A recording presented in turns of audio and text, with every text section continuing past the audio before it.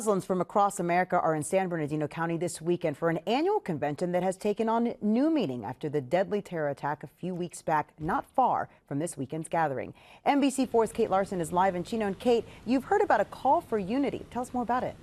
Absolutely, Lolita. Really interesting conversations here happening today at the Baitul Hamid Mosque in Chino. People from all over the country, particularly the Ahmadiyya Muslim community, have descended here on the mosque to talk for 3 days. Among them, local law enforcement. In fact, take a look. Just a little while ago, we saw San Bernardino Police Chief Jared Bergwan receive an award, a leadership award for his work and his department's work after the San Bernardino attacks several years ago. So also part of this discussion is, of course, how can law enforcement and the community, everyone, work together to try and prevent another attack? Well, the Ahmadiyya Muslim community has launched a new campaign to help identify 11 key principles that distinguish someone they say is following true Islam versus extremism. Now, to name a few of the principles, they include things like Islam rejects any form of terrorism, separation of church and state, freedom of speech, equality and education for women, and the last principle is true Islam rejects the notion of a bloody Messiah.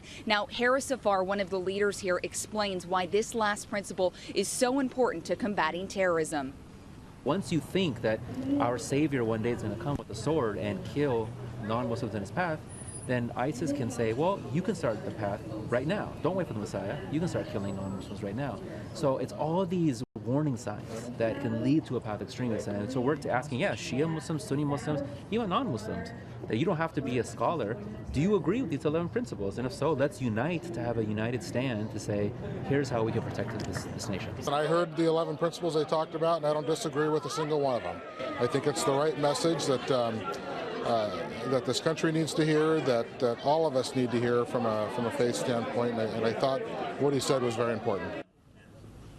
Essentially, what the Ahmadiyya Muslim community is proposing is that all American mosques and Muslims get on the same page, so to speak, and start to teach these 11 principles and work with, of course, the community, local law enforcement, everyone to try and prevent any of these terror attacks. So a lot of interesting conversations here happening. This event actually started yesterday, happened all day today. Folks are having dinner, wrapping it up tonight. But then tomorrow it goes on from 10 a.m. to 1 p.m. And I'm told that most of the people here are members of the Ahmadiyya Muslim community, but guests are certainly welcome. There's a whole check-in process. So if you'd like to check it out, we are at the Baitul Hamid Mosque in Chino. For now, that's the latest here live in Chino. I'm Kate Larson, NBC4 News.